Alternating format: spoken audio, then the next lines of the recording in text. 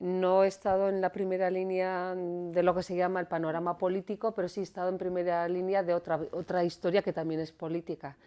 Y son escenarios diferentes, pero de alguna manera eso sí que me ha facilitado. No me parece algo extraño.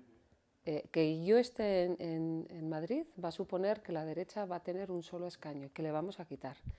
Es importante también porque la voz de la Navarra rebelde que decimos, de la Navarra que hasta ahora no ha sido escuchada o no ha tenido en cuenta, Euskal Herria Bildu voy a poner voz a esas diferentes personas, medios, grupos.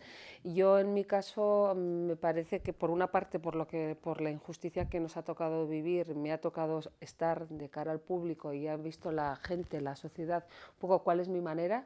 Entonces sí que cuando votan a alguien saben, no es algo que en 4 días se crea una imagen, sino que han visto proceso. Y luego también por mi trabajo me ha tocado estar con muchísima gente en el ámbito de la educación, pero además lo mismo en escuelas que están relacionadas con, pues, por ejemplo, con la religión católica, o me ha tocado estar en las escuelas, la escuela pública, en los institutos, con familias, he estado en las Ikastolas, he estado, por ejemplo, en Nafarroa, yo me recorro Nafarroa. Lo mismo puedo estar en Ochagui que puedo estar en Tudela trabajando. Entonces me conoce muchísima gente y sabe un poco cómo soy y qué manera tengo. Pero yo tengo también muy claro que lo de Altsasu es una más, que hay que un previo de represión, de injusticias que se ha vivido a lo largo de la historia, tanto la gente joven como no tan joven, y también veo que hay otro.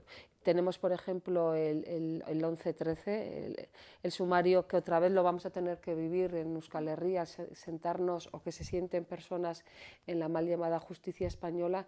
Entonces, me parece que con mi presencia se va a poner voz a muchas injusticias. Sin duda, Podemos tiene garantizado su escaño.